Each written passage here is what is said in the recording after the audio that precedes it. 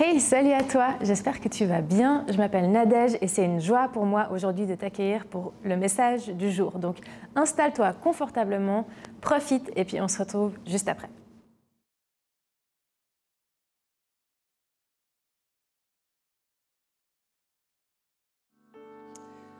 Quelle joie d'être avec vous ici ce matin. Je m'appelle Cindy. J'ai l'honneur d'introduire ce moment. Et je pense que vous le savez, c'est un jour spécial, c'est un jour de fête parce qu'on fête les 6 ans de Home. C'est incroyable. J'espère que vous vous réjouissez aussi.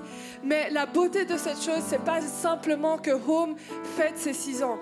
La beauté, c'est que Christ reste et restera toujours notre joie. Amen. Et c'est ça le plus important, c'est ça qu'on veut célébrer aussi aujourd'hui. Alors je vous invite à vous lever avec moi et on va commencer en déclarant que Christ est réellement notre joie.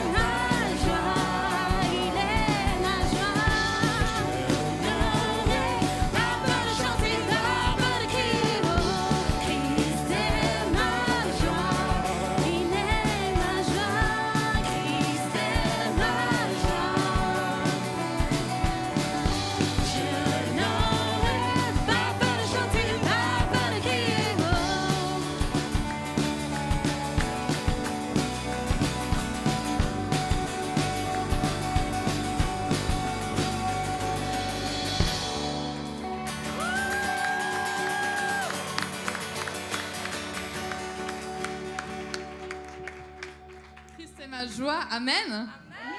Amen, amen, amen. Trop bien. Je vous laisse prendre place. Merci pour cette introduction. Ça donne un peu le ton de la célébration, n'est-ce pas? 6 ans, les amis. Vous savez ce qu'on fait normalement aux anniversaires? On mange des gâteaux. Ouais, voilà, on va tout de suite les gourmands. Hein. J'allais dire on chante et tout. On va pas le faire. Mais c'est effectivement anniversaire. On est tellement réjouis d'être là. On a écrit une partie d'histoire ensemble. On va continuer prochain chapitre. Peut-être juste une annonce pour commencer. S'il y a des enfants encore dans la salle entre 3 et 9 ans. 3 et 9 ans. Il y a C'est ça. un espace pour vous à l'étage, dans l'espace qui s'appelle salon. Salon si jamais pour les parents. Mais j'ai quand même un souci avec toi, Sabine. De toutes les fringues sur Terre. Surtout qu'on a compris que les gens nous confondent pas mal. Hein alors, on va vous aider. On va vous aider. Vous voyez comme ça, une fois pour toutes, elle est petite. Vous saurez qui est qui. Petite. Mesdames et messieurs, Cindy. Et on a Sabine avec nous aujourd'hui quand même. Voilà. On s'est dit, on va monter une fois sur scène les deux, comme ça, maintenant vous êtes au clair. Plus personne n'a le droit de se tromper. Déjà la taille, les gars, la taille. Les cheveux, tout. Les yeux. Donc nous ne sommes pas jumelles. Observez. Nous sommes sœurs en Christ, mais ça s'arrête là. Selon Christ. Nous n'avons pas de son en commun, nous sommes amis. C'est ça. Et voilà, une fois pour toutes, maintenant vous vous débrouillez, on aura vraiment tout fait pour vous aider. C'est ça. C'est la fête. Yes. Et dans cette salle, il y a plein de gens différents. Parce que normalement, comme vous le savez, on se réunit dans une salle en particulier qui s'appelle le Casar, elle est un peu plus petite. Et on se dit, pour l'occasion, c'est pas génial de se retrouver tous ensemble. C'est ça. C'est cool. On aime. Du coup, on s'est dit, on va apprendre à faire un peu connaissance. Et pour ce faire, on va faire un petit jeu. Voilà, les jeux à enfants, on est tous enfants, donc on aime tous les jeux. Alors, le jeu est très simple. On va poser des questions. Et si la question à cette réponse pour toi est oui, c'est moi, tu te lèves fièrement, dignement. On va faire de l'exercice ce matin. On va faire l'exercice. Par exemple, on sent que vous n'êtes pas réveillés. Je donne un exemple. Question numéro 1. Exemple. Qui, dans cette salle, s'est déjà baigné dans le lac Léman en 2023? Que les courageux se lèvent. Eh, bravo! Ça, les gens là, ça, c'est les gens à la mode en ce moment. Ils sont trendy, bravo. Je vous comprends pas, mais bravo. Bravo. Bravo. Dignement. Vous avez compris, dignement, on se lève. C'est ça. Deuxième question. Que tout le monde qui pourrait imaginer manger une fondue chaque semaine se lève. Où sont les Suisses parmi nous? Non, je rigole. Eh, bravo. Eh ben, c'est plus une mode, hein. Alors, je vois même des gens des États-Unis qui se lèvent, ça, c'est les vrais. On pourrait vous applaudir. Personnellement, à titre privé, je vous juge un peu. Dans l'amour, bien sûr. Qui, dans cette salle, a rejoint l'église Home Lausanne durant le confinement? Si on se rappelle du confinement. Waouh! Un énorme bravo à vous! Incroyable! Ok, vous pouvez vous rasseoir. Autre question. Qui vient plutôt à la célébration du soir? C'est où les gens du soir? Ils sont où? Wouh! Les gens du soir. Ah, ça c'est mes guys, ça. Moi, je me serais levée à ce moment-là, je suis avec vous. Et du coup, qui vient plutôt à la célébration du matin? Ouais, le matin est présent. Non, mais c'est pas une compétition, les gars. On a dit qu'on faisait ça dans l'amour. C'est quoi? C'est bouh. Mais du coup, il y a une question qui doit suivre cette question. Voilà, Cindy. Attention, tout le monde se rasseye. Dignement, là, on se lève dignement. On promet tous d'être honnêtes, d'accord? Qui vient plutôt aux deux? Les voilà, les vrais. Voilà, j'en vois qui servent aussi aux deux, donc ça compte à moitié, mais d'accord. Qui dans cette salle est déjà allé au groupe de jeunes Néos ou bien pour les ados DKT? Oui. Vous êtes beaux. Incroyable, incroyable. Il y a des jeunes, il y a des moins jeunes. Ok. Pour ceux qui savent, on était là pour les 3 ans. Que tout le monde qui était là aux 3 ans de Home se lève. Dans la même salle, on a fêté nos 3 ans ici. Et incroyable. C'est beau. C'est beau. On voit ceux qui étaient là et ceux qui nous ont rejoints. C'est incroyable. Concentrez-vous bien. Dernière question. Qui dans cette salle est présent aux 6 ans de Home au casino de Montbenon? Tout le se lève. Vous êtes Incroyable. magnifiques. Incroyable. Trop bien. J'espère que vous avez spoté 2-3 personnes dans la salle avec qui vous voulez discuter après. Genre, tu vas vraiment te baigner dans le lac, toi? Hein, ça peut amener des discussions où vraiment on l'a fondu. Dis-moi en plus. Explique-moi comment tu fonctionnes. Trop bien. Comme vous le savez, aujourd'hui, on fête vraiment les 6 ans et le thème qu'on a autour de ces 6 ans, c'est les prochains chapitres. Pour ça, on a aussi des panneaux à l'arrière, derrière la salle, où en fait, c'est comme des panneaux qui représentent des temps marqués dans ces 6 ans de Home, comme des chapitres importants qu'on a vécus. Il y a loin de tous les chapitres, mais on vous encourage vraiment à aller voir ces différents panneaux et juste voir ce qui s'est passé dans l'histoire de Home. Et avec ça, on veut se souvenir des chapitres, mais aussi regarder en avant au prochain chapitre qu'il y aura. Et pour ça, on a un photo booth, on dit. Alors, je traduis. Un photobooth. Comme le Bluetooth. Photobooth. Photobooth. C'est un endroit pour prendre des photos. Voilà, un endroit pour prendre des photos. Allez-y, prenez des photos. Vous pouvez vous les envoyer aussi directement à vous. On veut pouvoir se rappeler aussi des moments vécus et c'est un moyen incroyable de le faire. Donc voilà, maintenant, sans plus attendre, je vais inviter Yves qui est en train de courir. Il court. Il arrive. Donc sous vos applaudissements, le pasteur principal de l'église, qui est aussi père de famille. Voilà, et il va nous apporter aujourd'hui le message du jour concernant les prochains chapitres.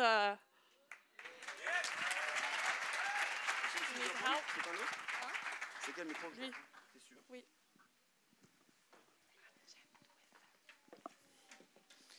Bonjour tout le monde. Je dois reprendre mon air un petit peu. Non, c'est pas vrai. Je suis content d'être avec vous. Je suis content aussi de voir les quelques courageux. Je faisais partie des courageux qui se sont levés à plusieurs reprises. Bravo. Et c'est vraiment bon de pouvoir nous voir tous ensemble comme ça. Je fais partie des rares aussi qui sont régulièrement là le matin et le soir. Donc, beaucoup de visages sont familiers. Mais d'être une fois tous ensemble, c'est vraiment, vraiment spécial. Si j'ai couru, c'est à cause de mes fils qui m'ont vu ce matin. Et du coup, j'étais avec eux pendant un petit moment et puis les adieux étaient difficiles. Isaac, Jelani, on se revoit, vous en faites pas. Je suis pas très loin. Trop bien. Ces derniers temps, je préparais ce message, je réfléchissais, j'ai fait ce qu'on appelle un retour dans le passé. Je me suis rappelé, remémoré des choses, j'ai ouvert les photos, j'ai regardé les dernières 6 années, j'ai regardé aussi les messages et j'ai relu les messages des 5 derniers anniversaires, en me disant il faudrait quand même faire attention de ne pas trop se répéter. Donc j'ai relu aussi ces messages. Puis il y a une chose qui m'a frappé, c'est que le temps, c'est une notion vraiment, vraiment bizarre. Je suis sûr que vous aussi, vous avez déjà fait cette réflexion, c'est bizarre le temps.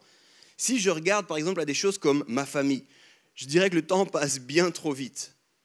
Il y en a aussi qui ont des fois l'impression que le temps passe trop vite. Tu sais, un jour, tu te réveilles, t'es papa. Le jour d'après, tu te réveilles, tes enfants, ils veulent TikTok, ils te parlent de trucs que tu ne comprends pas, ils ne veulent pas te prendre dans les bras. Tu te dis, c'est passé quoi en un jour? Et puis, il paraît, ça c'est les autres parents qui pourront me dire que demain, mes enfants quitteront la maison. Donc c'est fou. Ceux qui ont dit jamais, je refuse, dans le nom de Jésus. Mais on a des fois comme ça, cette impression que le temps passe trop vite, n'est-ce pas? Et puis en même temps, si on regarde, c'est aussi des fois comme le temps passe pas du tout. Je reprends le même exemple de ma famille. Et par exemple, je me dis, ça fait bientôt 7 ans qu'on n'a pas une nuit complète. Tu sais, le temps passe pas du tout. Là, j'aimerais vraiment que mes enfants commencent à dormir, qu'il n'y en ait pas des nouveaux qui arrivent pour prendre le relais. C'est comme, en même temps, le temps passe super vite. Et en même temps, il y a des choses où tu as l'impression que le temps passe pas. Home a déjà 6 ans. Et j'ai l'impression que c'était hier qu'on faisait notre première célébration au Casar. Puis en même temps, quand j'y pense, il y a tellement de choses qui se sont passées depuis. Tellement de choses qui sont passées au milieu de nous, dans cette communauté, mais tellement de choses qui se sont passées dans le monde aussi. Pense à ces 6 dernières années et regarde un peu les grands titres. Il s'en est passé des choses en 6 ans. Comment est-ce qu'on va continuer? Quels sont les prochains chapitres? Et puis, avec un peu de recul, 6 ans, c'est beaucoup, pas beaucoup, comme je viens de le dire, j'ai réalisé que je comprenais un petit peu plus que je comprenais rien. C'est une phrase bizarre, mais je vais vous expliquer. Il y a 6 ans, je disais aux gens, ok, on lance une église, on implante une église, on commence un projet fou, puis les gens disaient, ah, mais c'est-à-dire que ça fait de toi un pasteur. Puis qu'est-ce que c'est qu'un pasteur? Je dis, ok, c'est très bizarre. Qu'est-ce que c'est qu'un pasteur? Je ne suis pas sûr de savoir ce que c'est qu'un pasteur. Et puis 6 ans après, je suis toujours pas sûr de savoir ce que c'est qu'un pasteur. Des gens viennent avec plein d'idées. Est-ce que tu portes la robe? Amen. Ah, non, je ne crois pas, non. D'autres gens, mais comment tu peux être pasteur et marié? Je n'ai pas demandé. On ne peut pas, je ne sais pas.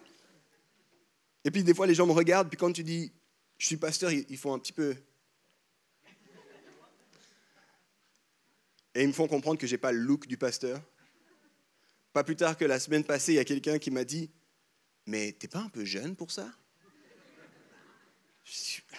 Encore une fois, je ne sais pas. Tu me le diras. Puis du coup, j'ai appris à dire un peu ce que je faisais au quotidien, avec d'autres mots que les mots des églises. Et du coup, au quotidien, quand on me demande, alors ça sonne en anglais parce que ça sonne toujours mieux en anglais, je dis je suis community builder. En gros, pour tous les non-anglophones, ce que je suis en train de dire, c'est que j'essaye de faciliter, de construire une communauté. Et puis ça, c'est très tendance en ce moment. Ils cherchent des community builders partout, donc les gens sont là, ah, cool, ouais, trop bien. Ils ne savent pas plus ce que je fais, hein. Mais c'est mieux que pasteur. Et puis l'autre chose que je leur dis, c'est aussi, en fait, ce que je fais au quotidien, c'est que j'accompagne les gens dans leur quotidien. Je les accompagne des fois face aux questions existentielles, je les accompagne parfois au carrefour de vie, puis je les accompagne des fois simplement pour les accompagner, puis pour partager. Parce qu'un mentor m'a dit une fois, on est tous en chemin, mais peu de monde a le luxe de cheminer avec quelqu'un. Et c'est un privilège que de pouvoir cheminer avec les gens. Et j'estime un profond privilège que de pouvoir cheminer avec vous, certains de façon très proche, d'autres simplement au travers de cette communauté. Je crois que c'est un privilège que de pouvoir cheminer avec d'autres. Alors ça fait 6 ans qu'on fait ça. Et je dois dire que ce qui me reste le plus, ce n'est pas tellement des événements, ce n'est pas tellement nos rendez-vous, même si j'aime nos rendez-vous puis je les valorise. Ce n'est pas tellement non plus nos activités, même s'il y a des fois des activités qui sont ressorties. Il aurait fallu avoir un appareil photo à ce moment-là.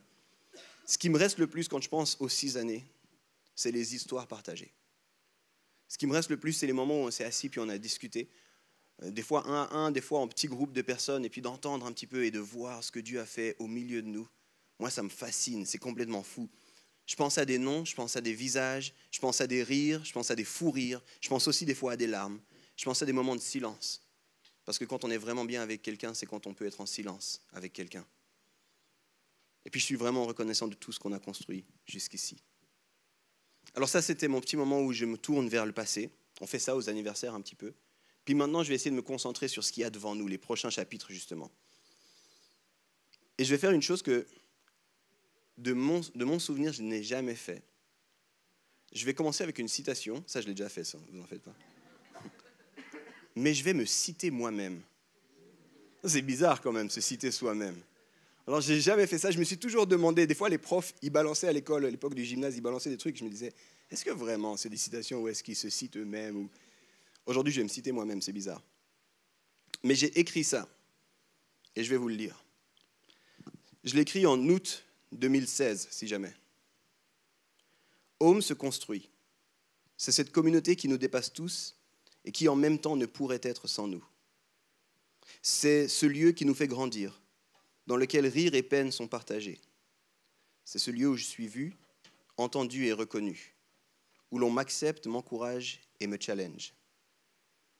Le défi de Home, c'est que ce lieu prend du temps. Seul on va vite, mais accompagné on va loin. Pour bien vivre Home, il nous faut donc apprendre à devenir amis du temps, comme dirait Jean Vanier. Frédéric Laloux a dit « Les entreprises sont souvent des lieux sans âme, où nos égos s'empoignent et s'épuisent, où nos âmes se sentent étrangères. » N'est-ce pas aussi bien souvent le cas de nos foyers, de nos écoles, de nos églises, de nos temples, de nos chaînes TV, de nos soirées arrosées, bref, de notre poursuite effrénée du bonheur. Home devrait être un lieu d'âme, un lieu de repos, d'épanouissement et de sentiment d'appartenance. Fin de citation. Il est bien celui qui a dit ça, hein?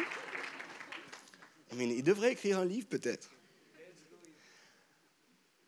Ce qu'il y a de fascinant quand je suis retombé sur ce petit texte, c'est qu'à ce moment-là, on travaillait à l'implantation, mais on n'avait pas encore arrêté le nom Home. En fait, ce mot Home était toute une réflexion beaucoup plus large, issue de livres, de lectures, de réflexions. Et je réfléchissais à ça. Qu'est-ce que c'est que Home? Je me disais, ce serait bien que ce soit ça. Puis Home a commencé en 2017, donc là, il n'y avait pas encore l'église, puis on n'avait même pas encore le nom. J'ai envie de vous dire, Home, c'est pas seulement des rendez-vous, des programmes, des meetings, des activités, même si on a tout ça. Home, c'est vous qui cheminez avec nous et qui faites de ce lieu un lieu d'âme. Alors, joyeux anniversaire à vous, en fait.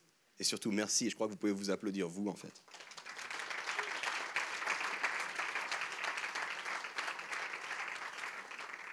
Pour mon message aujourd'hui, j'aimerais vous proposer de prendre avec moi la Bible. Parce que s'il y a une chose qui n'a pas changé, c'est que ce groupe d'individus que nous formons se construit notamment autour de l'idée de la foi. Autour de cette idée que Dieu nous connaît, nous aime et veut vivre avec nous. Et du coup, on essaye de le connaître davantage et de cheminer avec lui. Et on croit que la Bible est un livre au cœur de tout ce qu'on fait, au cœur de nos vies. Et du coup, on va se plonger dans un texte de la Bible. Vous pouvez déjà aller à Nombre, au chapitre 9. J'aimerais vous proposer ce message pour nous en tant que communauté. Je crois qu'il va donner des indications, en tout cas des grandes directions sur les prochains chapitres. Mais j'aimerais vous dire aussi, il y en a sans doute, vous êtes là juste parce que vous êtes amis. Peut-être vous êtes là parce que vous connaissez quelqu'un de la communauté, vous ne vous sentez pas forcément dans la communauté. Je suis convaincu que ce message est pour vous aussi.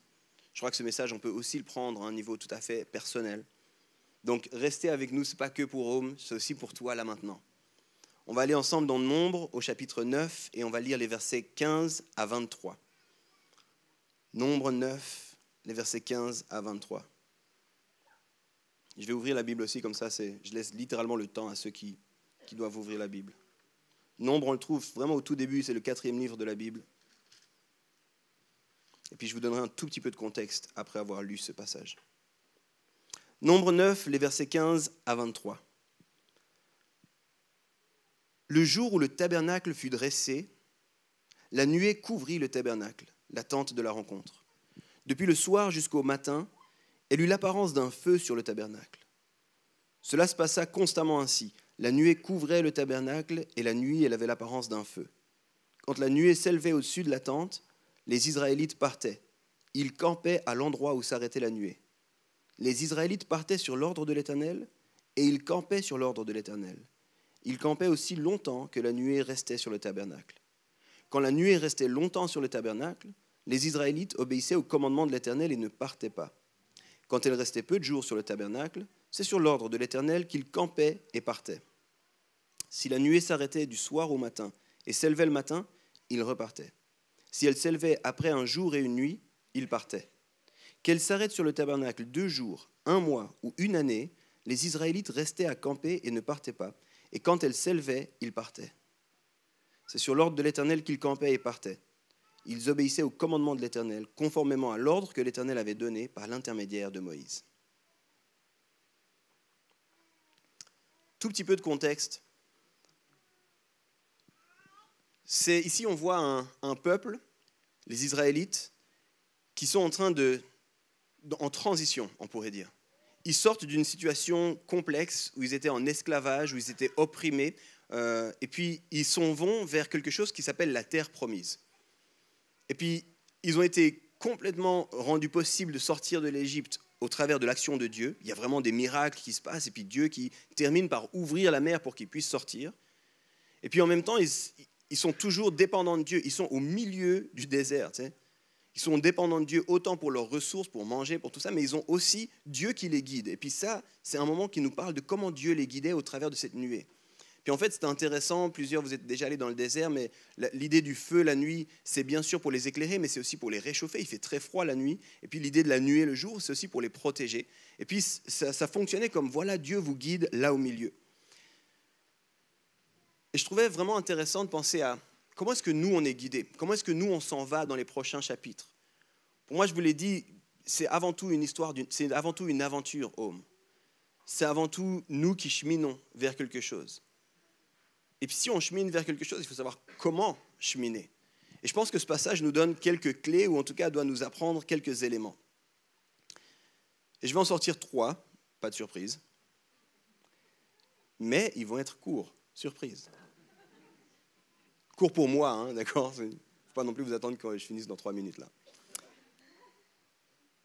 Je Je pense qu'une des choses qui saute aux yeux quand on lit ce passage, au-delà de la réalité folle d'une colonne de feu la nuit, d'une nuée rafraîchissante le jour au milieu du désert, je crois que ce qui doit nous marquer, c'est à quel point ça devait être inconfortable.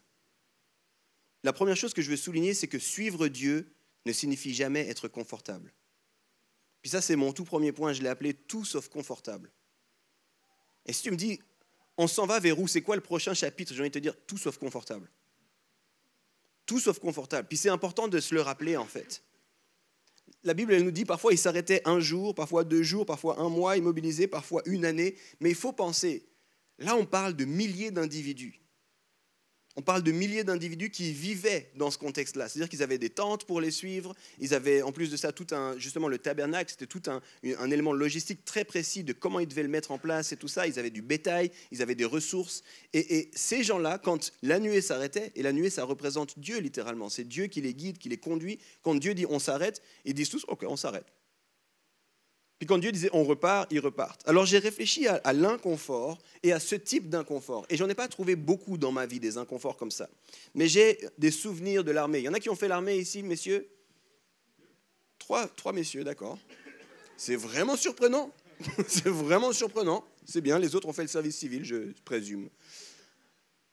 À l'armée, j'étais explorateur. Et en tant qu'explorateur, c'était assez fréquent de partir, c'était assez fréquent de faire quelques jours à l'extérieur. Mais il y a des explos dans la salle? Ok, on est 3, c'est bien.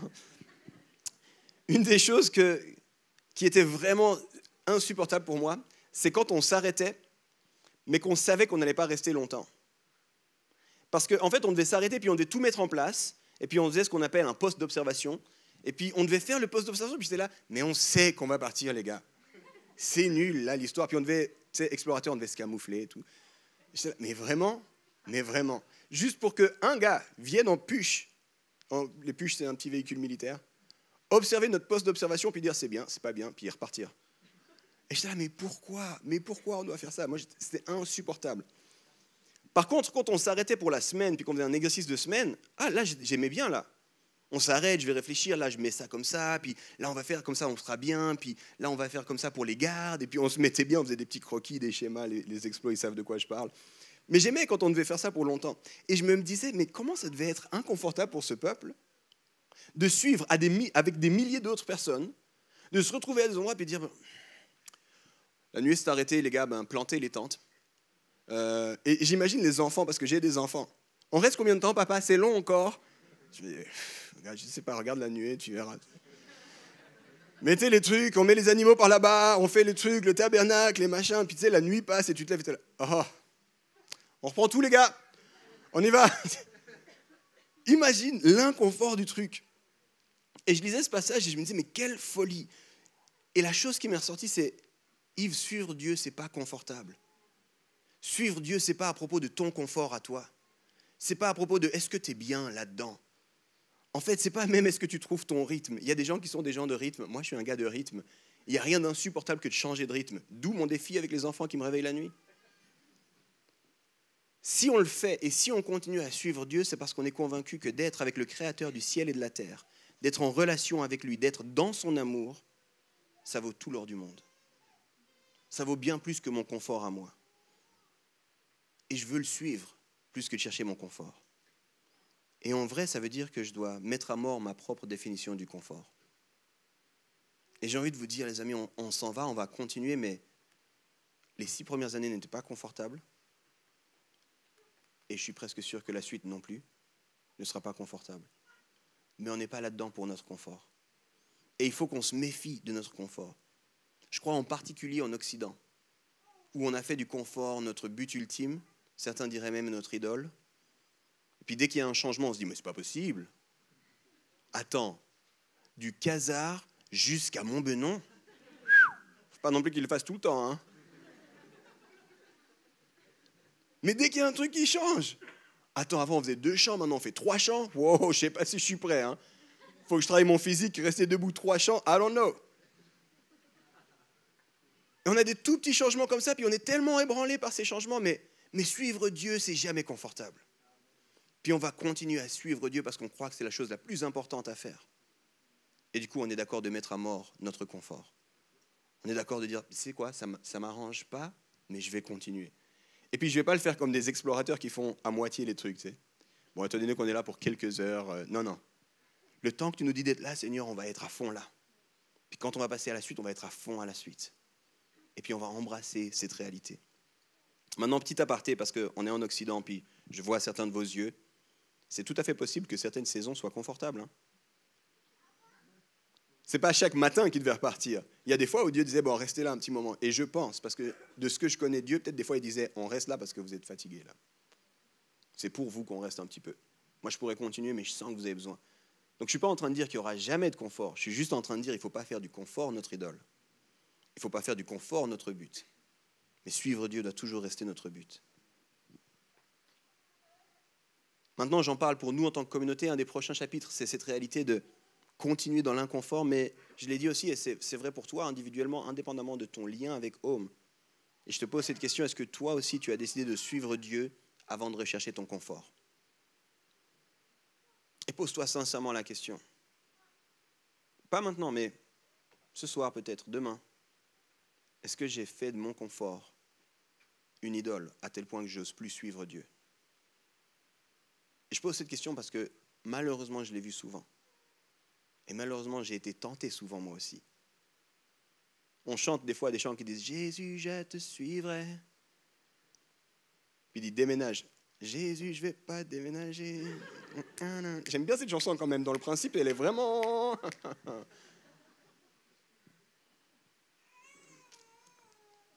Ça, c'était mon premier point. Mais cette réalité sous-entend mon deuxième point. Et mon deuxième point, c'est celui-ci. Le grand patron, c'est Dieu.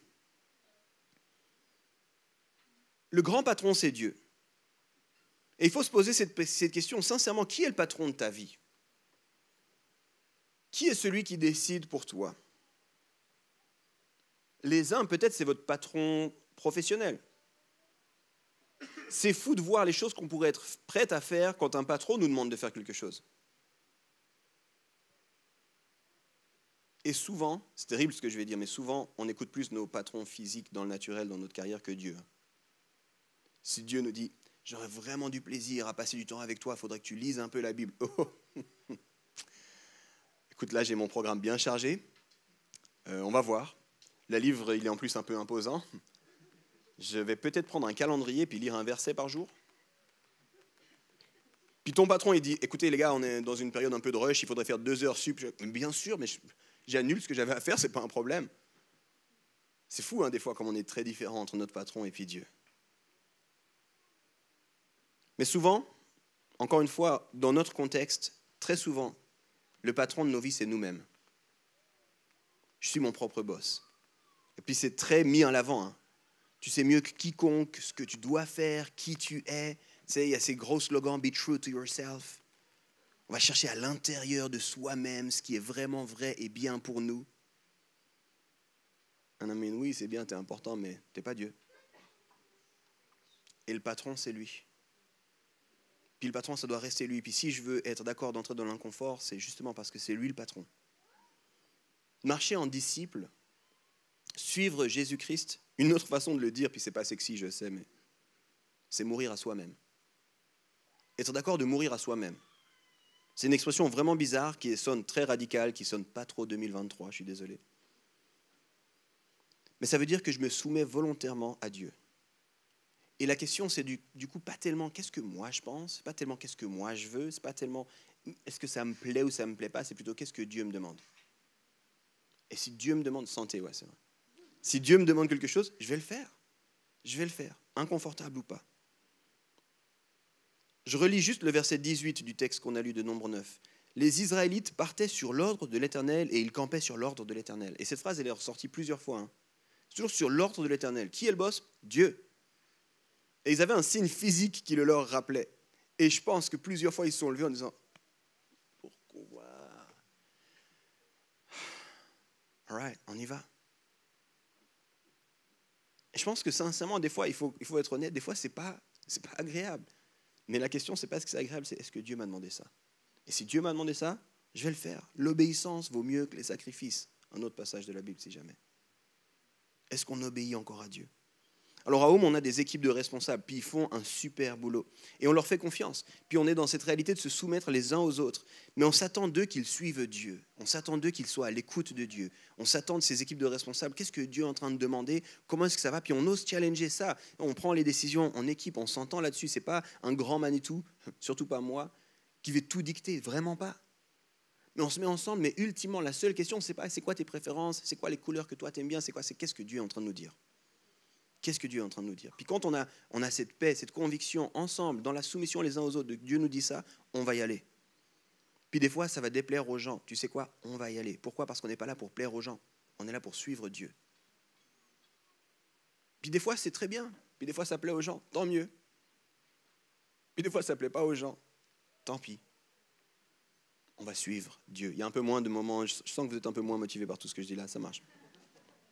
Si tu me demandais à quoi est-ce que tu t'attends, Yves, pour le futur de Home, je te dirais, il y a 2 choses que je sais en tout cas, c'est qu'on va sûrement être très étonnés. Parce que quand je regarde les 6 premières années, je suis vraiment étonné de ce que Dieu a fait au milieu de nous. Je pense que ça va continuer à nous étonner. Puis la deuxième chose, c'est qu'on va le suivre et puis lui, c'est mieux que nous. Où est-ce qu'on s'en va? On va voir. Hein. C'est vraiment le principe de la nuée, quoi. Et j'avais un ami qui m'a donné une fois cette image, alors je vous la partage rapidement, pour en arriver à un niveau personnel et pas seulement communautaire. Cet ami, il a un grand fardeau pour l'évangélisation. Ça veut dire que pour lui, c'est important d'annoncer que Dieu est Dieu, qu'il a envoyé son Fils pour nous sauver, et puis que nous, on a un choix à prendre par rapport à ça. Puis il le fait vraiment, vraiment, vraiment tout le temps, extrêmement bien. Ça marque sa vie au quotidien. Et puis on parlait, c'est un ami de longue date, et on parlait de beaucoup de nos amis avec qui il avait commencé à discuter, puis avec qui ça devenait difficile la discussion. Puis il m'a dit, Yves, j'ai compris pourquoi c'était difficile. Alors je leur ai dit à tous, à la fin de tout mon exposé, de toutes mes réponses à tes questions, de tout ça, il y a une seule réalité qui est importante. Dans ton cœur, il y a un seul trône. Et il ne peut pas y avoir 2 personnes sur ce trône. La question, c'est qui va être sur ce trône?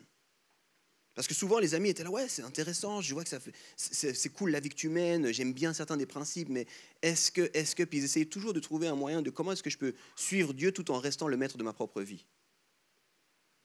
Puis Samy leur disait juste, j'ai fini. Et plusieurs fois, c'était très radical, parce qu'il a invité des gens chez lui, parce que c'était des saisons de vie difficiles ou quoi, puis il leur a dit, écoute, maintenant, c'est à toi de te positionner. Moi, je ne fais plus rien. Et tant que tu ne réponds pas à cette question, je ne fais plus rien dans ta vie. Alors, j'ai des amis radicaux comme ça. Mais il disait, qui est sur le trône de ton cœur? Et moi, je te pose cette question à toi. C'est une chose d'avoir le label chrétien. Mais un peu comme le label bio, je ne suis pas sûr que ça veut dire beaucoup.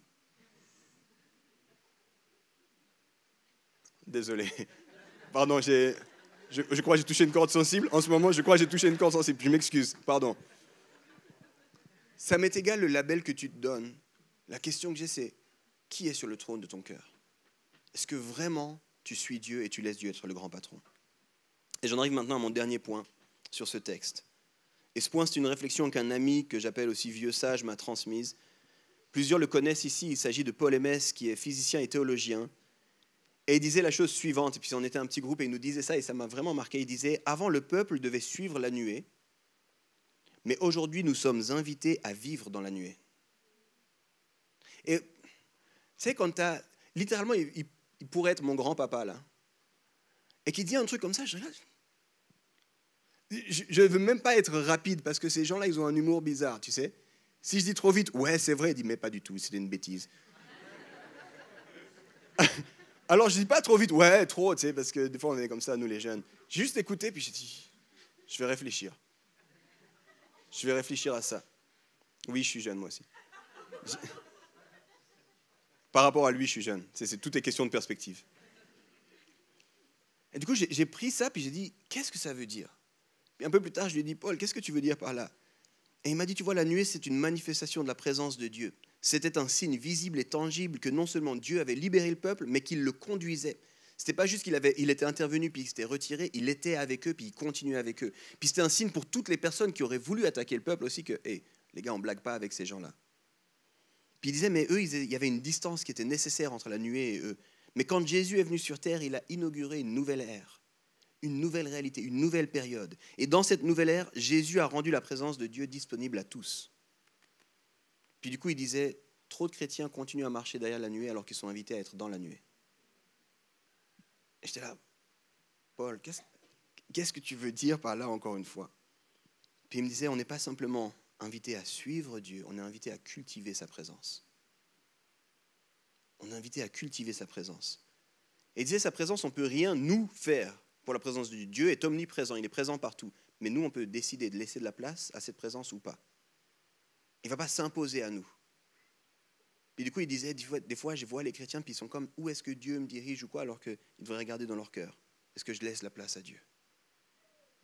Est-ce que j'écoute Dieu? Est-ce que je vis Dieu? Est-ce que j'aime Dieu?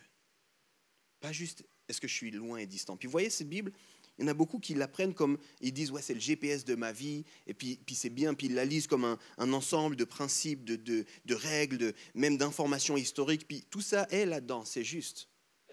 Mais le cœur de Jésus, c'est que sa parole soit dans nos cœurs.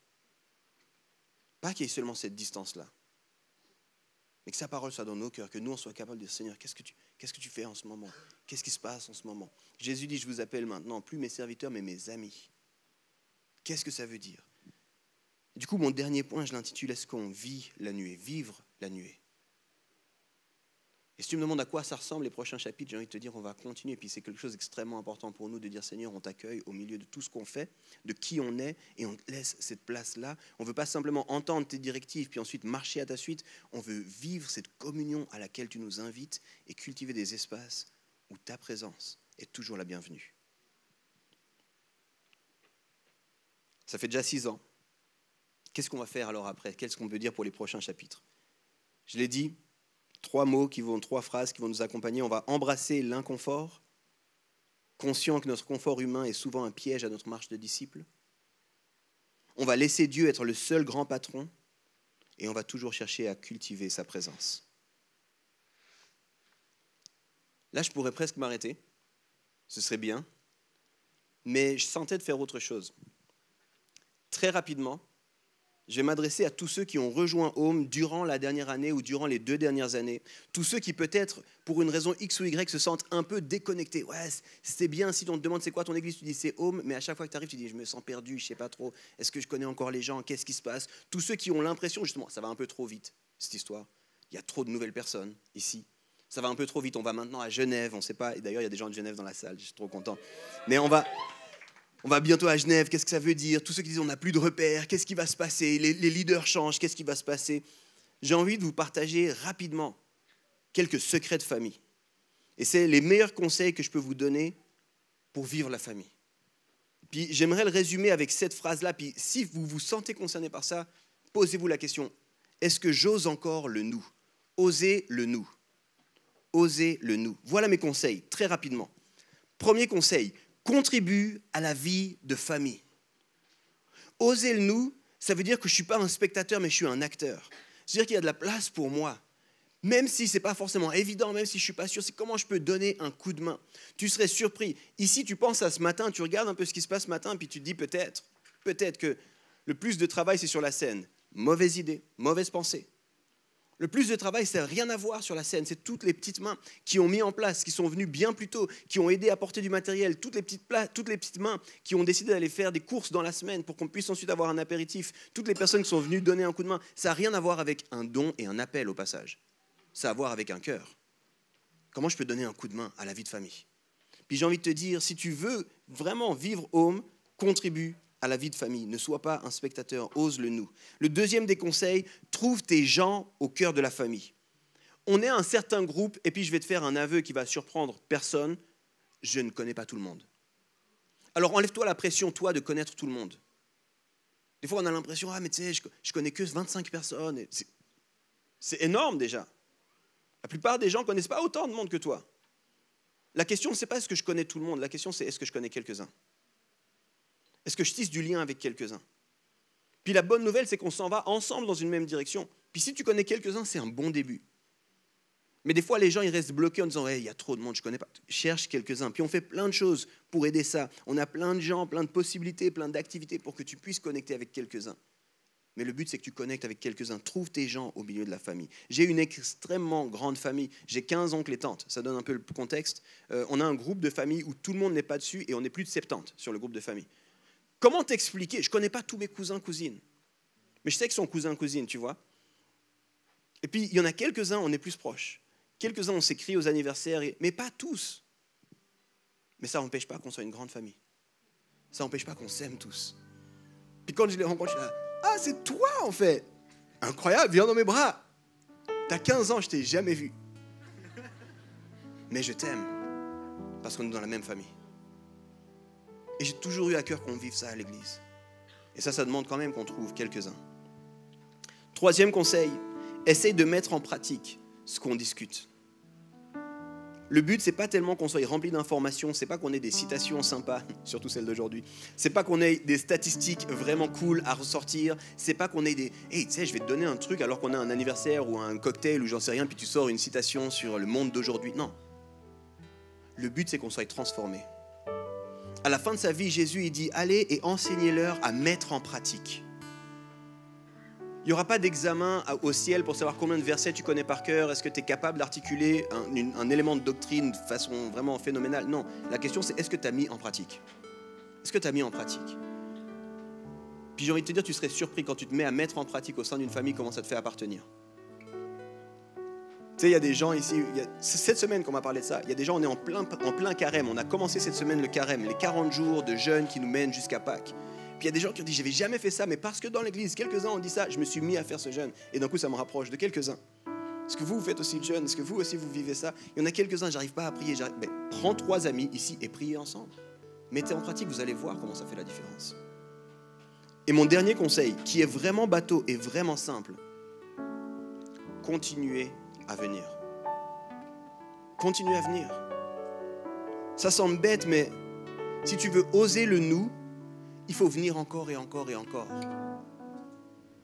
Vous avez tous été dans un voyage d'études une fois dans votre parcours scolaire. Puis c'est incroyable la notion qu'on a d'être ensemble dans le voyage d'études. Hein. Moi, je me souviens, j'étais allé à Barcelone. Une bande, ouais, tout le monde dit, mais incroyable, à l'époque, ils faisaient des vrais voyages d'études. Moi, je vais à la Vallée de Joux aujourd'hui, tu sais. Ah. Les règles ont changé. C'était une autre ère. Et c'est là que tu dis, il n'est pas si jeune, le gars. Toujours est-il, j'étais à Barcelone. Et je me souviens, on était tous à Barcelone, puis on était incroyable, personne ne pouvait nous arrêter, on était à Barcelone, quoi. Mais aujourd'hui, il y a une seule personne de cette classe avec qui je suis encore en lien. Parce qu'il y a une seule personne que j'ai continué à voir. Puis j'ai envie de te dire, si tu arrêtes de venir, c'est juste normal que tu perdes du lien. C'est juste normal que tu perdes du lien. Il faut en faire une intention forte de venir. Il faut que tu dises, mais j'ai envie de venir. Puis tu viens pas seulement pour toi, tu viens aussi pour les autres, parce que les autres ont besoin de toi. Puis autant que tu puisses. Puis moi, je veux combattre un truc. À la sortie du Covid, les gens disaient, ouais, maintenant on va changer la façon de faire l'église, on va regarder tout en ligne. Et je dis, non, c'est pas possible. Moi, je vais combattre cette réalité, parce qu'il se passe quelque chose quand on est ensemble, qui ne peut pas se passer quand on est par écran interposé. Et tout le monde le sait, ça. Alors on va continuer à venir. Puis si tu veux vivre la famille, si tu veux pas te sentir déconnecté, j'ai envie de te dire, fais-en une priorité. Ne te fais pas avoir par des nouvelles habitudes qui sont venues pendant le Covid, comme le brunch du dimanche matin. Tu sais. Il y a des gens avant, ils ne brunchaient pas. Mais depuis le Covid, ils ont toujours brunch. Je suis désolé, j'ai brunch. Fais un after work, j'en sais rien. Fais un truc le samedi soir, fais un truc le dimanche soir, mais viens à l'église le dimanche matin. Pour tous ceux qui venaient le dimanche soir, maintenant ils ont la meilleure des excuses. Ouais, je prépare la semaine. Tu faisais quoi avant? Viens, on a besoin de toi et toi, tu as besoin de nous. On a des messages en ligne, puis on va continuer à le faire. Ils sont sur YouTube, ils sont sur Spotify. Et puis je remercie tous ceux qui nous écoutent, puis qui sont touchés par ces messages. On a chaque semaine des centaines de gens qui bénéficient, puis qui profitent. Puis on veut les bénir. Mais ce n'est pas la même chose de bénir et de participer. On va continuer, puis on le fait dans le sens de la bénédiction. Mais il y a quelques semaines, une fille qui écoutait ces messages, qui a dit, je suis venue une fois à l'église, elle est de France. J'ai été touché par ces messages. Le message que j'ai vu, touché, c'était le baptême d'une amie à elle. Puis elle a dit, j'ai commencé à vous écouter en ligne. Puis pendant tout ce temps, je vous écoutais en ligne. Et au bout d'un moment, j'ai trouvé mon église. Je me suis fait baptiser, moi. Puis là, je reviens parce que Et j'étais là, viens dans mes bras. Merci d'être là. C'est génial ce que tu vis. Tu as compris pourquoi on faisait ça. Mais si tu vis à la rue près du marché et que tu me dis, moi, je vais écouter le message en ligne. Dans tout mon amour, j'ai envie de te tirer par l'oreille et de dire, viens là. Viens là. Tu descends, tu viens là. Les étudiants qui vivent au Casar, va dans l'ascenseur, descends. viens là. Il se passe quelque chose quand on est ensemble. Et si tu veux vivre la famille, il va te falloir continuer à venir. Et c'est quelque chose qu'on essaie de vivre. Vous regardez l'équipe pastorale, c'est quelque chose qu'on essaie de vivre. Si vous ne me voyez pas à l'église, il y a 3 scénarios possibles. Le premier des scénarios, c'est que je prêche ailleurs. Le deuxième des scénarios, c'est qu'il y a vraiment un élément, une urgence, quelque chose de familial extrêmement important. Le troisième des scénarios, c'est que je suis malade. Mais s'il n'y a pas ça, vous allez me voir à l'église. Indépendamment que je prêche ou que je ne prêche pas, combien m'ont vu essayer de courir puis m'en sortir avec mes 2 enfants dans les bras, tu sais? Et je viens, et des fois je viens, même pas pour écouter le message, mais pour être avec vous, parce que je suis avec mes enfants, mais c'est bon d'être ensemble. Faites-en une priorité, les amis. On va se lever maintenant, je vous invite à vous lever avec moi. Ça, c'était mes 4 conseils de fin. Je me suis autorisé de faire ça. Et j'ai dit, ça fait déjà 6 ans, le temps passe trop vite. On se réjouit comme c'est pas permis de célébrer avec vous. Et encore une fois, en vrai, Home, c'est pas nous. Home, c'est pas ce qui se passe sur la scène. Home, c'est toi. Alors regarde ton voisin, fais-lui un high five, dis-lui merci, merci d'être home.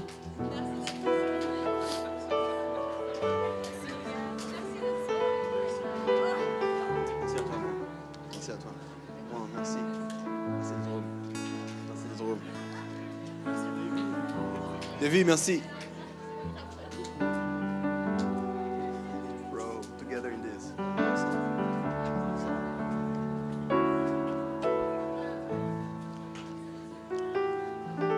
On va prendre un chant. Et ce chant, vous êtes plusieurs à peut-être à pas le connaître encore. Mais c'est un chant qui dit « Maintenant, Seigneur ». Parce qu'on veut s'attendre à plus de Dieu. On veut s'attendre à plus de Dieu au milieu de nous. On veut croire qu'il n'y a qu'en lui qu'on puisse vraiment vivre ce que lui veut qu'on vive. Parce qu'on croit que lui veut nous emmener plus loin. Parce qu'on ne veut pas faire sans lui. Et parce que tout ce qu'on fait, c'est pour lui. Alors on va prendre ce chant qui dit « Maintenant, Seigneur ». Puis avant de chanter ça, je vais juste prier en disant « Seigneur, merci pour ces 6 années. » Et qu'on puisse ne pas s'endormir, qu'on puisse ne pas être distrait, qu'on puisse ne pas se fatiguer, mais continuer à courir la course que tu as prévue pour nous, individuellement, mais aussi en tant qu'Église et famille. Je te prie, Seigneur, qu'on soit renouvelé au milieu de cette célébration, d'un zèle pour continuer le bon combat, continuer la course qui est pour nous, continuer à voir des gens transformés, continuer à voir des gens décider de te suivre, continuer à inviter des gens dans cette vie de famille, Seigneur, qu'on ne soit jamais content tant que toi, tu n'es pas content. Et on sait que ton cœur est lourd pour toutes les personnes qui ne te connaissent pas, alors que notre cœur aussi soit lourd pour tous ceux qui ne te connaissent pas. On sait que ton cœur est lourd pour toutes les situations d'injustice qui se passent dans le monde, mais aussi proches de nous. Que notre cœur soit lourd aussi, Seigneur, qu'on ne soit pas indifférent. Seigneur, aide-nous à nous méfier du confort. Merci pour tout ce qu'on a et ce qu'on peut vivre ensemble, mais que ça ne soit jamais une excuse pour nous arrêter. Et je te prie pour qu'on puisse avoir toujours plus l'audace de vivre la famille. Quelque chose de complètement contre-culturel aujourd'hui. Dans un monde qui dit c'est toi tout seul et toi-même, allez fonce, fais ta vie, nous on dit on va faire ensemble. On dit Ubuntu, on est parce que je suis, parce que nous sommes. On est ensemble, j'ai besoin de toi, on se soumet les uns les autres, on s'aime les uns les autres, on se pardonne les uns les autres, on accueille les uns les autres, Seigneur. Qu'on puisse continuer à vivre la famille avec un cœur toujours plus large. Dans le nom de Jésus-Christ. Amen.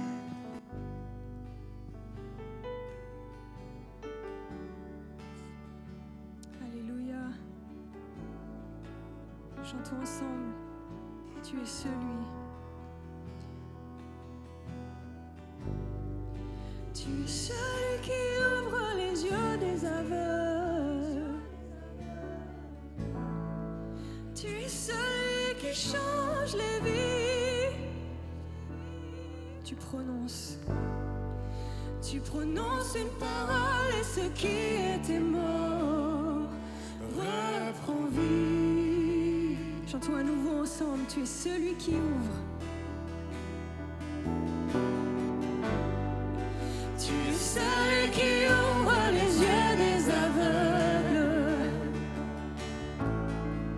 Tu es celui qui change les vies. Et tu prononces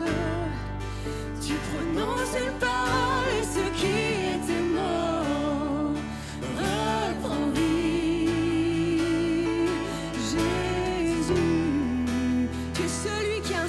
cette œuvre.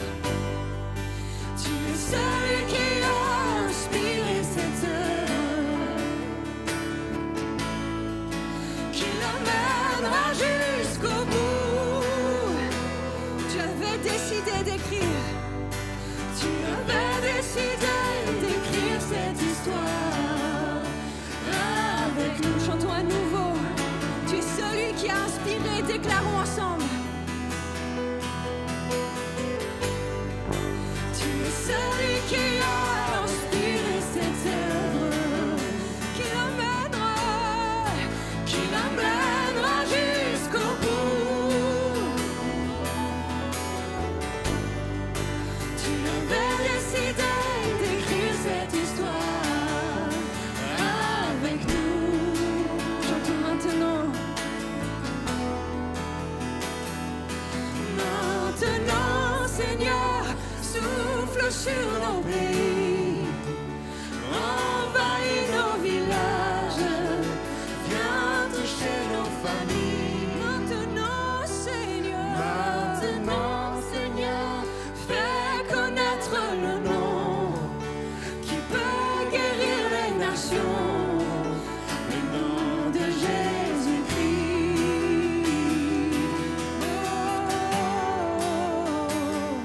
Le nom de Jésus-Christ.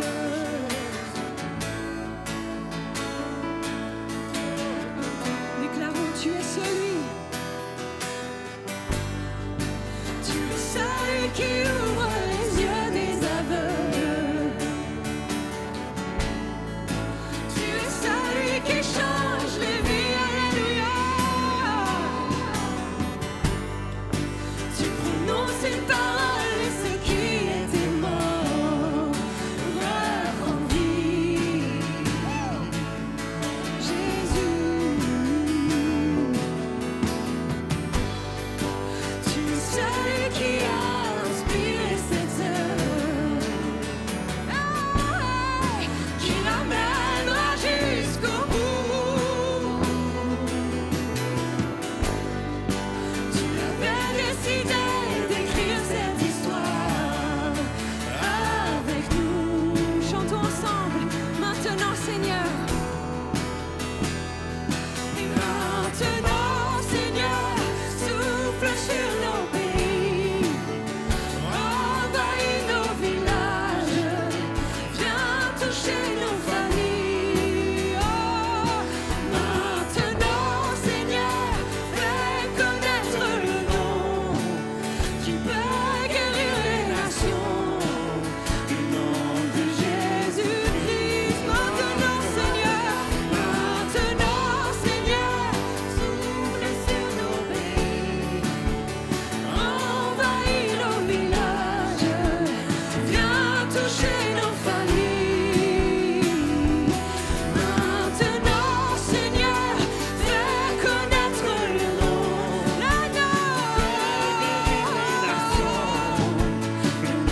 de Jésus-Christ. Les défis sont grands, nous en avons conscience. Tu les connais mieux que nous. Déclarons, mais nous voulons croire que rien n'est impossible. Saint-Esprit, nous demandons que maintenant, Seigneur, souffle sur nos pays, envahis nos villages, viens toucher nos familles. Maintenant, Seigneur, fais connaître le nom qui peut guérir les nations, le nom de Jésus. Seigneur, maintenant, Seigneur, souffle sur nos pays, souffle sur nos pays, envahis nos villages, viens toucher nos familles. Maintenant, Seigneur, fais connaître le nom qui peut guérir les nations, le nom de Jésus-Christ.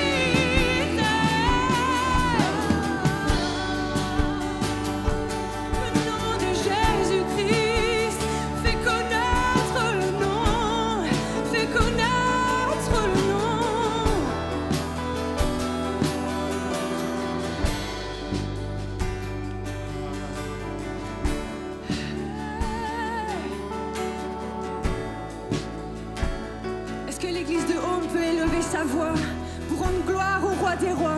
Est-ce que l'église de Home peut élever sa voix pour rendre gloire pour cette œuvre qu'il fait à travers nous?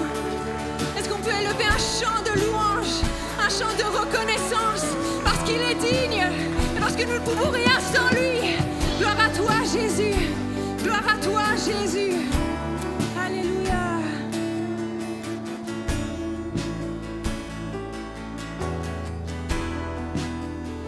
Fais tomber la pluie du ciel. Fais tomber la pluie d'en haut.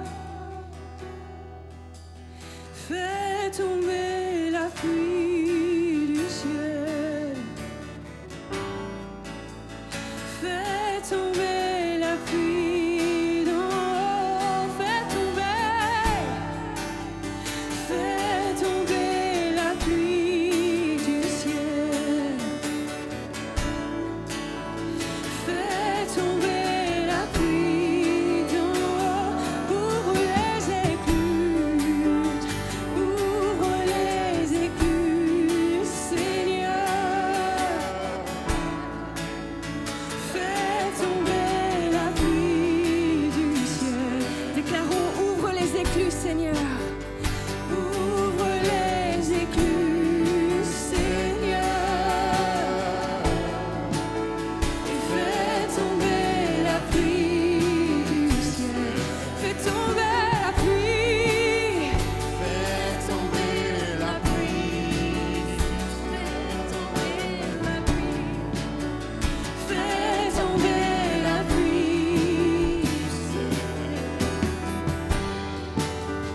Fais tomber la pluie du ciel. Fais tomber la pluie. Fais tomber la pluie, Jésus. Fais tomber la pluie, Jésus. Fais tomber la pluie, Jésus. Nous voulons plus, nous voulons plus. Fais tomber la pluie. Fais tomber la pluie. Alléluia. Maintenant, Seigneur. Maintenant, Seigneur, souffle sur nos pays. Envahis nos villages. Viens toucher nos familles. Maintenant, Seigneur, fais connaître le nom qui peut guérir les nations, le nom de Jésus-Christ. Chantons. Maintenant, Seigneur, souffle sur nos pays. Envahis nos villages. Viens toucher nos familles. Déclarons avec un cœur ardent. Maintenant, Seigneur, fais connaître le nom qui peut guérir les nations, le nom de Jésus-Christ.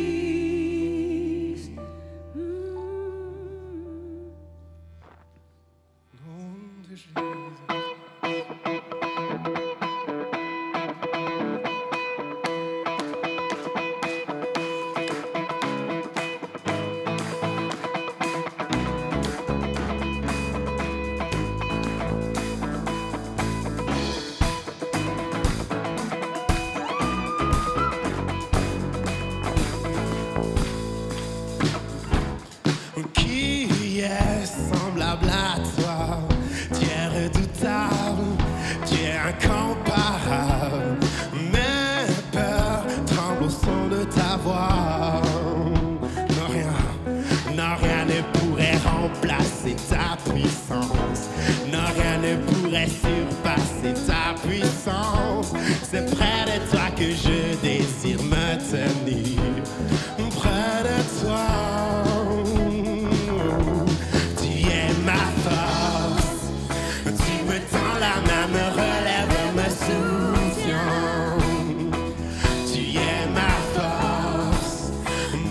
Prends son sens en ta présence. Oh, tu es ma force, tu es ma force. Tu me prends la main, me relèves.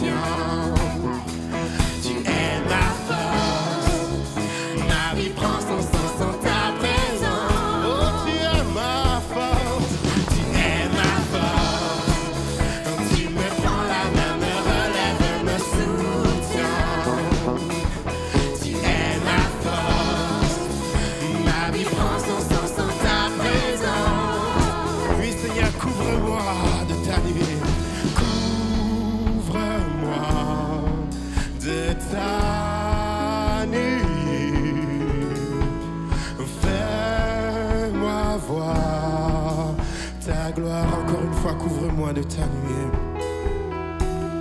Couvre-moi de ta nuée.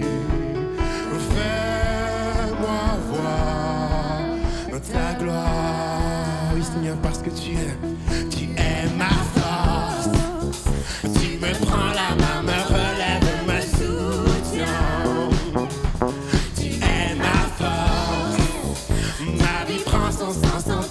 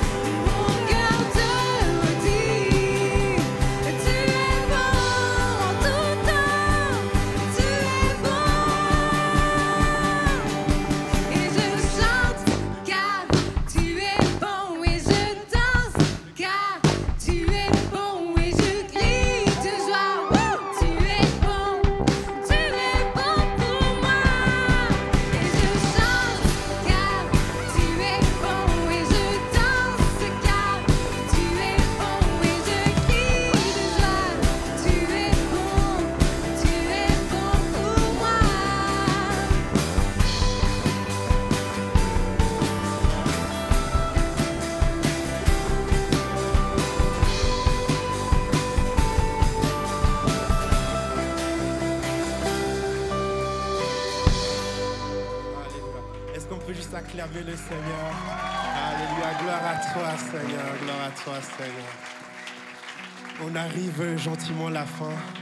Et pour terminer ce moment de louange, je voulais qu'on puisse chanter ensemble comme une église, ce chant qui dit « Établis ton royaume ». On a vu ce message de Yves qui nous encourage à suivre la nuée, à suivre le feu, que c'est Dieu le boss. Et en réponse de ce message, je vous invite vraiment à ce qu'on affirme, qu'on puisse déclarer à Dieu, viens Seigneur, établis ton royaume dans nos cœurs et pour qu'il puisse se répandre partout où nous sommes. Vous êtes prêts? Vous voulez faire ça avec moi? Amen.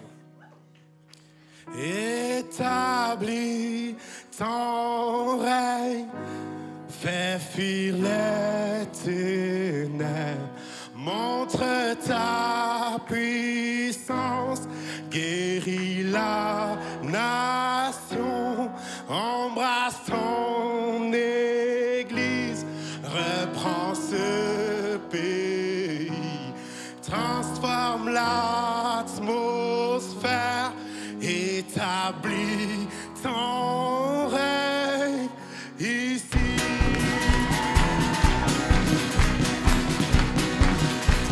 Affirme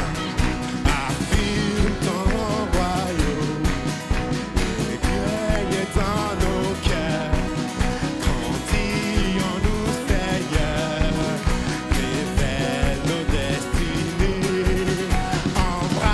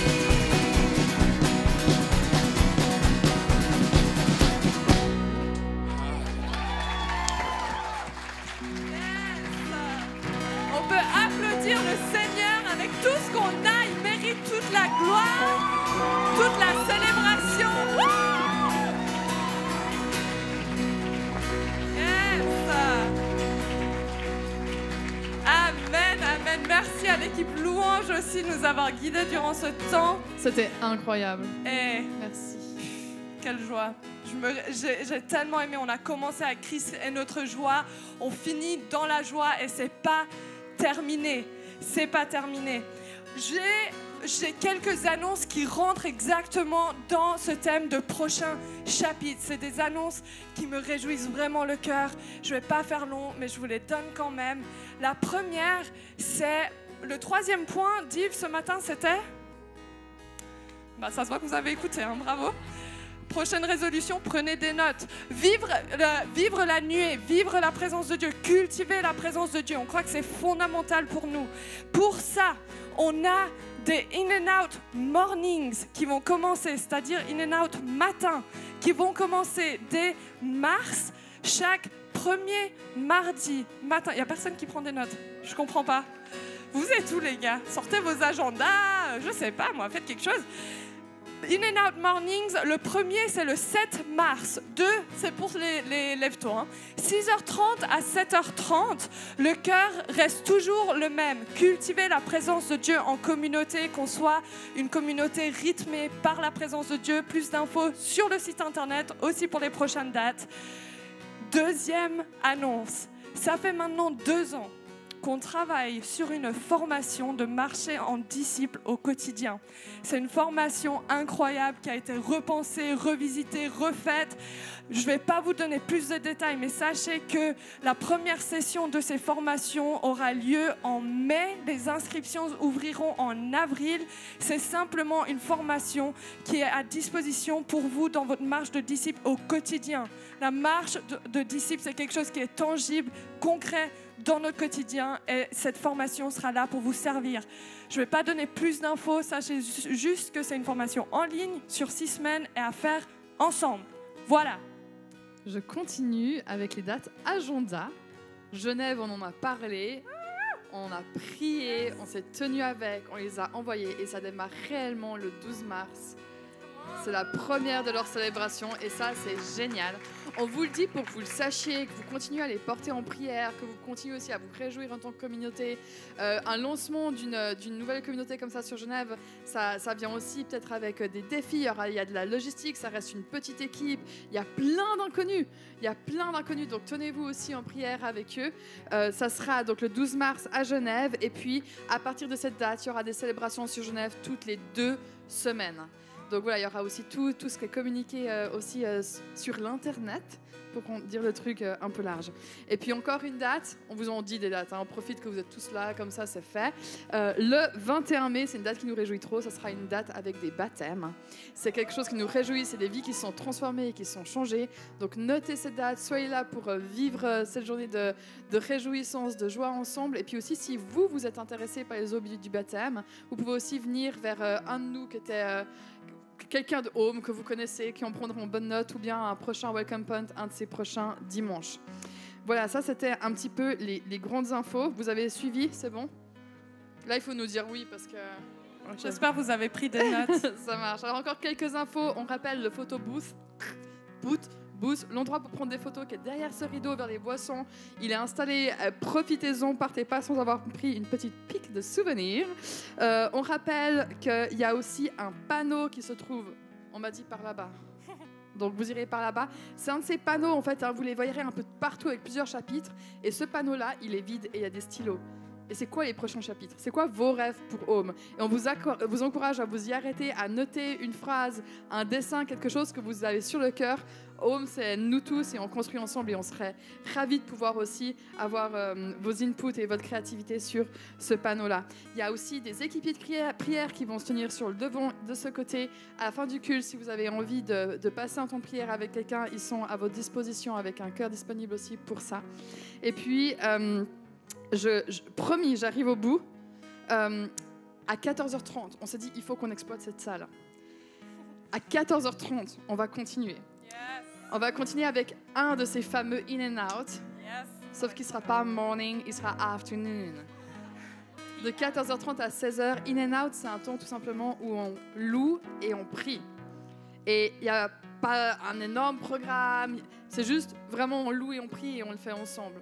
Donc voilà, vous avez l'occasion de rester, graviter autour, il fait froid, rentrer, prendre une sieste, rester dans la salle, c'est égal, on est ensemble. Il y aura un moment, un changement de chaise, voilà, bref, mais vous pouvez complètement rester là, c'est tout à fait ok. Puis à 15h30, on continue à célébrer et à dire merci à Dieu pour tout ce qu'il a fait jusqu'à 16h.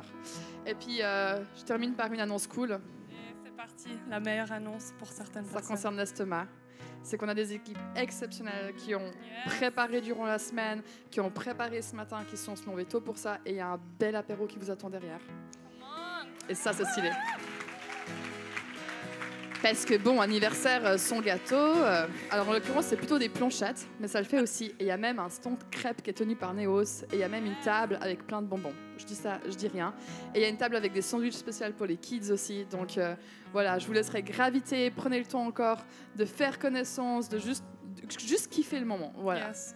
Et avant ça, on va prier. Je sais qu'on va prier encore cet après, mais c'est pas grave. On aime prier ici. Et puis j'ai à cœur, on peut tous se lever. Allez, c'est parti, debout. Vous allez tous manger, donc ça va. J'ai à cœur de prier dans le sens du message de Yves, qu'on puisse être une communauté qui sort de sa zone de confort parce qu'on suit Jésus, pas juste pour se donner des défis. Qu'on soit une communauté qui accepte et accueille la souveraineté de Dieu et une communauté qui cultivons et qui rendons tangible la présence de Dieu. Est-ce que vous êtes d'accord avec ça? Qu'on soit cette communauté-là, chacun d'entre nous. Ok. Seigneur, je te remercie tellement pour ce temps qu'on a passé ensemble. Mais au-delà de ça, Seigneur, je te remercie pour les vies transformées, pour les 6 ans qui ont eu lieu, mais aussi pour les années à venir. Et Seigneur, comme on l'a entendu ce matin, en tant que communauté, on veut décider et s'engager à être une communauté qui te suit, quoi que soit le coût. On veut s'engager à te suivre dans l'inconfort, à suivre ta voie. Et Seigneur, on veut aussi reconnaître et déclarer que tu es roi, tu es souverain sur toutes choses. Et nous, on se soumet à toi. C'est toi, comme Yves l'a dit, le grand patron. Et on aime ça parce que tu es juste, tu es droit, tu es bon. On se soumet à ça en tant que communauté, mais aussi individuellement dans nos cœurs. Là où peut-être on en a besoin, Seigneur, on veut se réengager à ça. Et finalement, Seigneur, apprends-nous à vivre dans la nuée. Qu'on ne soit pas juste des personnes et des communautés, une communauté qui suit ta présence, qui suit la nuée, mais littéralement qui vit dedans. Seigneur, apprends-nous à le vivre. Et je prie que même déjà pour cet après-midi, qu'on puisse goûter à ça cet après-midi. Seigneur, je te remercie pour chaque personne ici. Encourage-les, fortifie-les. Seigneur, je te remercie pour la communauté. Je prie pour une union qui soit toujours plus forte entre nous. En ton nom, je prie. Amen. Amen. Bon apéro. Trop bien, merci d'avoir été avec nous. J'espère vraiment que ce message, il t'a parlé, il t'a encouragé ou il t'a donné soif d'aller plus loin. En tout cas, n'hésite pas, sur notre chaîne YouTube, il y a tout un tas d'autres séries, d'autres thématiques qui sont là pour te servir, qui sont des ressources hyper utiles pour toi. Et puis moi, je te dis à une prochaine.